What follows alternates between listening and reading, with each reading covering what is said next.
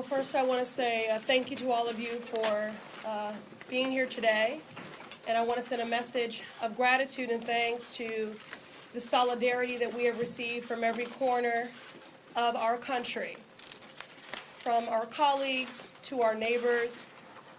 We are grateful for your solidarity, your encouragement, and your support in the face of the most recent xenophobic, bigoted remarks from the occupant of our White House. I will always refer to him as the occupant, as he is only occupying space. He does not embody the grace, the empathy, the compassion, the integrity that that office requires and that the American people deserve. That being said, I encourage the American people and all of us in this room and beyond to not take the bait. This is a disruptive distraction from the issues of care, concern, and consequence to the American people.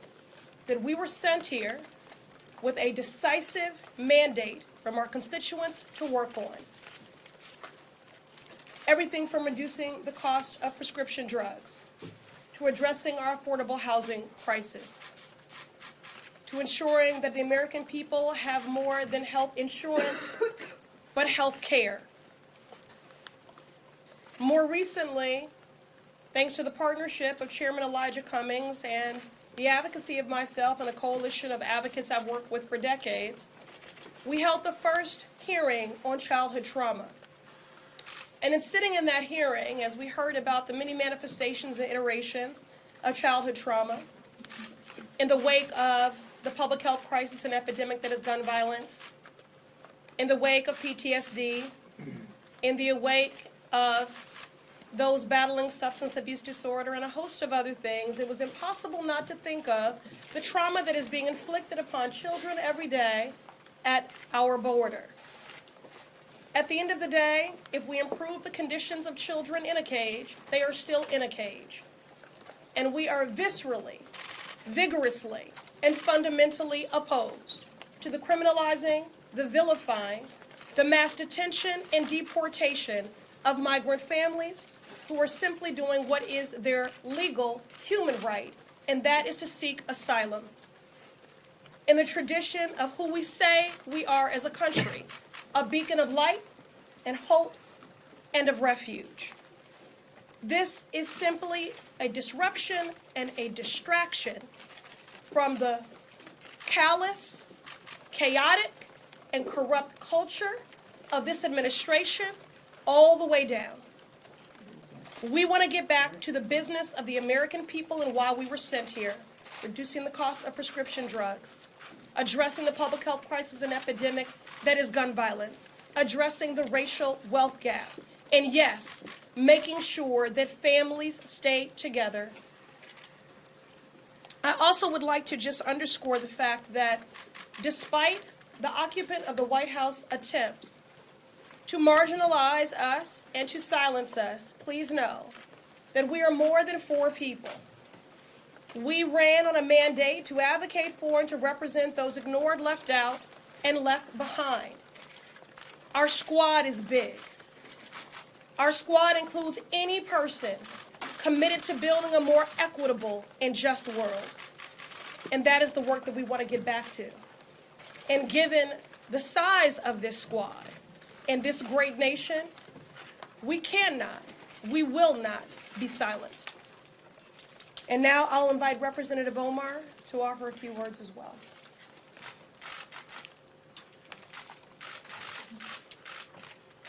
Thank you, Congresswoman Ayanna Pressley.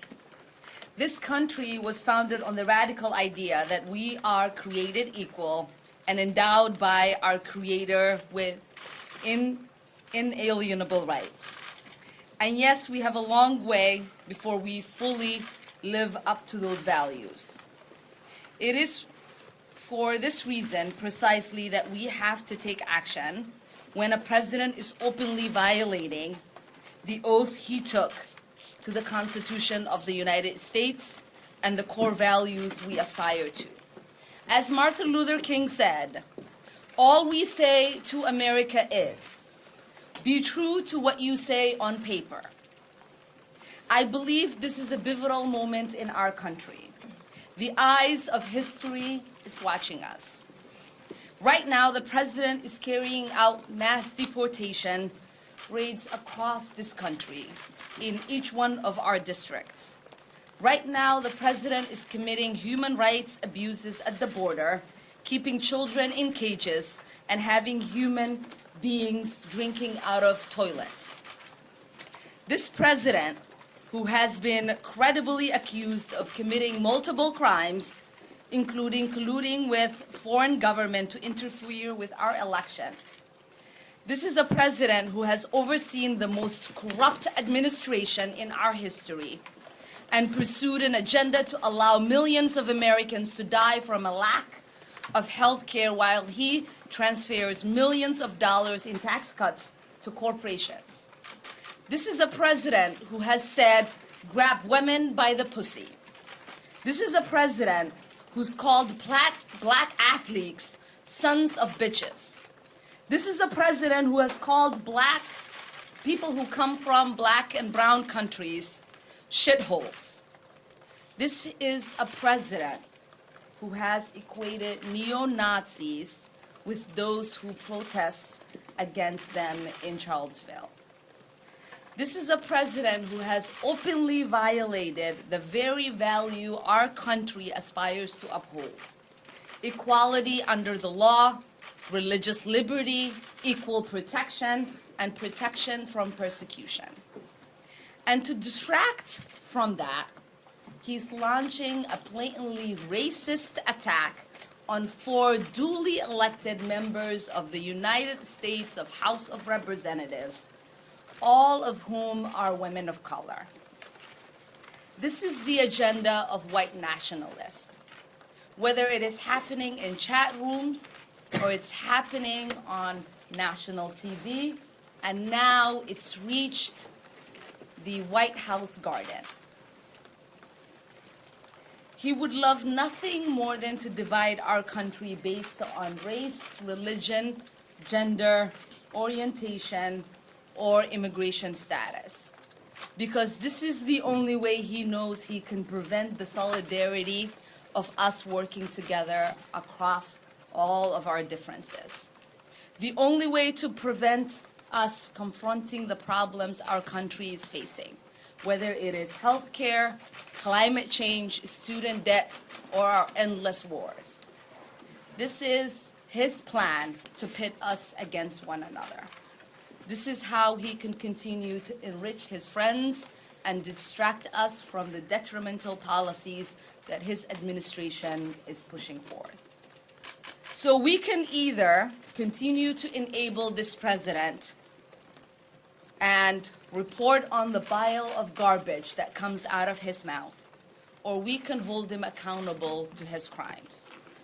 We can continue to turn a blind eye of the multiple crimes he's accused of. We can stand while he violates people's basic human rights and the responsibility that his administration has for the deaths of children on our border, or we can take action. I have not made impeachment central to my election or my tenure, but since the day that I'd gotten elected, I'd said to people, it is not if he will be impeached, but when.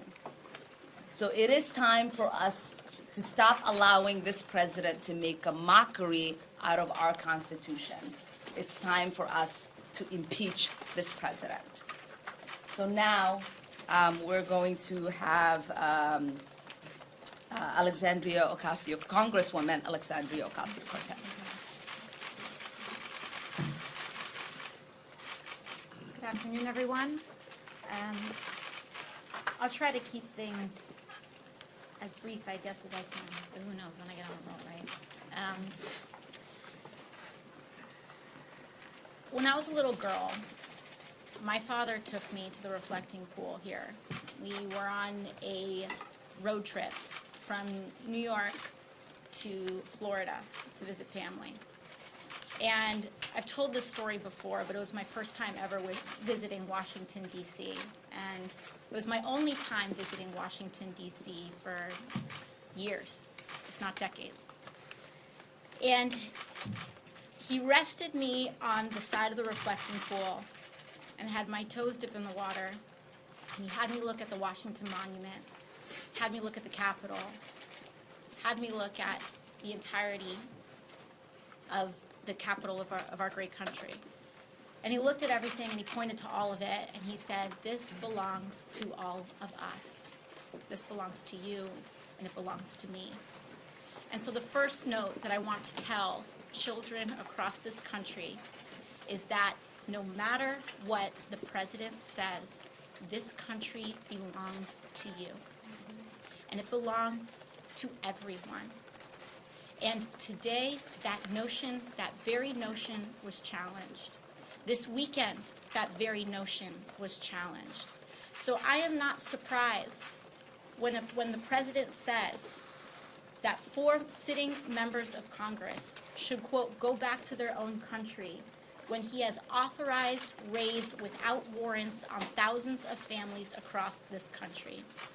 I am not surprised that he uses the rhetoric that he does when he violates international human rights and takes thousands of children away from their families. I am not surprised that he has turned our public education system under the leadership of Betsy DeVos into a cash cow to enrich himself and his friends. I am not surprised when he corrupts via the Secretary of Transportation. I am not surprised at what he's doing.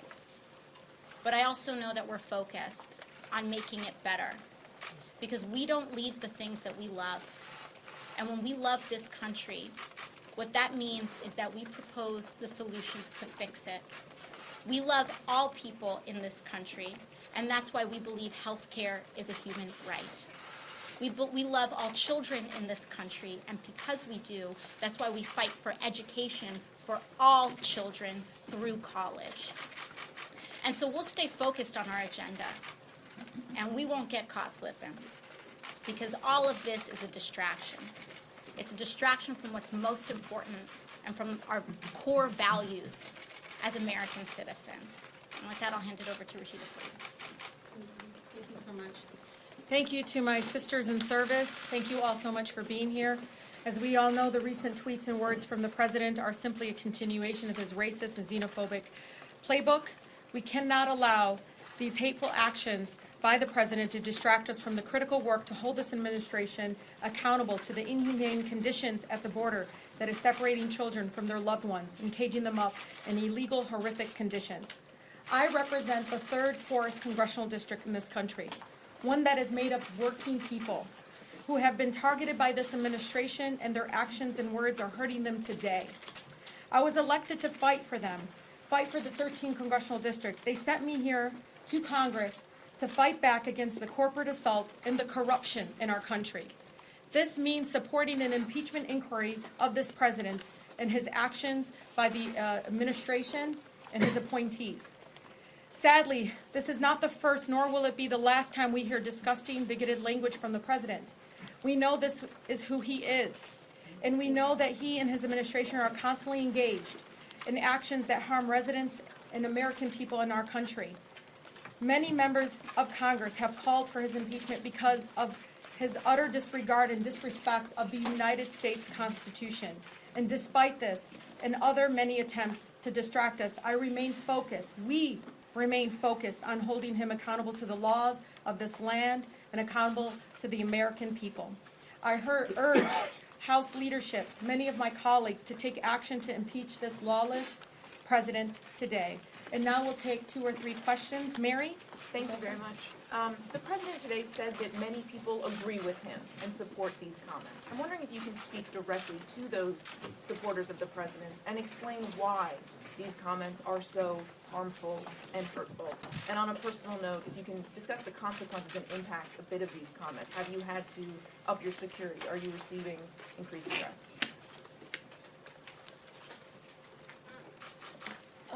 I would just say that the experience that he offered is in contradiction to the experience that I have every day. including in the airport on my way here, there were many people who approached me and who said, I disagree with some of your policies. I'm an independent, I'm a Republican, but I think what he did was wrong.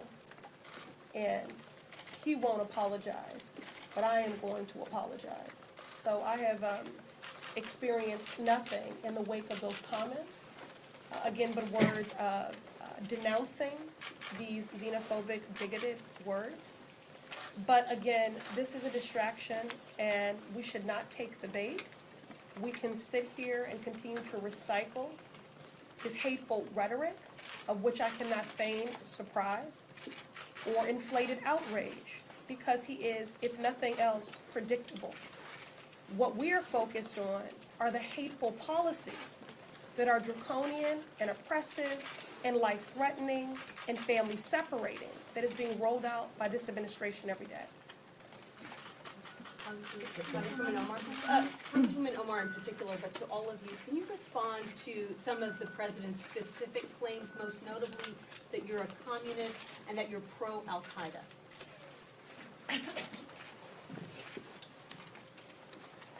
You might have noticed how when he said, go back to where you came from, there was an uproar through all of our communities, because every single person who's brown and black at some point in their life in this country heard that. Now, when he made the comment, I know that every single Muslim who has lived in this country and across the world has heard that comment.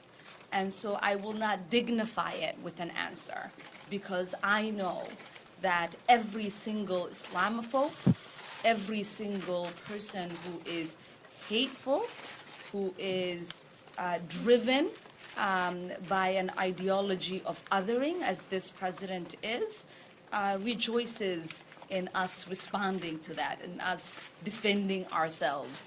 I do not expect every time there is a white supremacist who attacks, or there is a white man who kills in a school or in a movie theater or in a mosque or in a synagogue, I don't expect my white community members to respond on whether they love that person or not.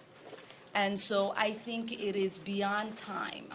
It's beyond time to ask Muslims to condemn terrorists. We are no longer going to allow the dignification of such ridiculous statement.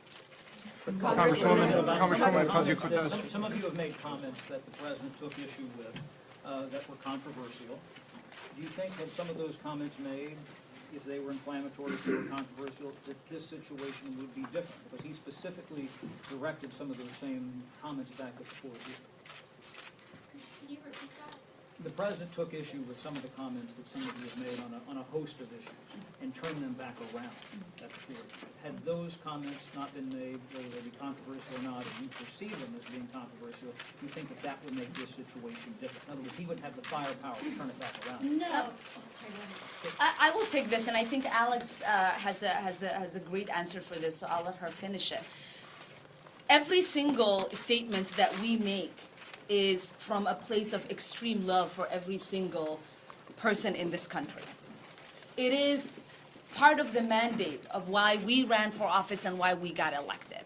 Every single person wants to make sure that they have people in the halls of Congress that is fighting to make sure that they have health care, that they have an education that is suitable in the United States, that they have access to proper roads and bridges, that they have access to clean water and clean air. Every single person here in the United States knows that we are fighting every single day to create a more perfect union and to fight on their behalf. Now, when people say, if you say a negative thing about the policies in this country, you hate this country, to me, it sort of speaks to the hypocrisy, and Alex and I were talking about this. When this president ran, and until today, he talked about everything that was wrong in this country and how he was going to make it great. And so for him to condemn us and to say we are un-American for wanting to work hard to make this country be the country we all deserve to live in, it's complete hypocrisy. Absolutely. And I don't think it would have changed anything because, first of all, he made statements that were blatantly untrue. So whether he was citing comments or not citing comments, if he didn't have what he wanted to say, he would make it up. This president operates in complete bad faith. He does not operate in good faith. And so that's one thing. But second to the previous question as well, weak minds and leaders challenge loyalty to our country in order to avoid challenging and debating the policy. This president does not know how to make the argument that Americans do not deserve health care. He does not know how to defend his policies. So what he does is attack us personally. And that is what this is all about. He can't look a child in the face, and he can't look all Americans in the face and justify why this country is throwing them in cages. So instead, he tells us that I should go back to the great borough of the Bronx and make it better. And that's what I'm here to do. Congresswoman, last week. Thank you all so much for being here. We really do appreciate it. Thank you very much. Do you regret calling President Trump an infant?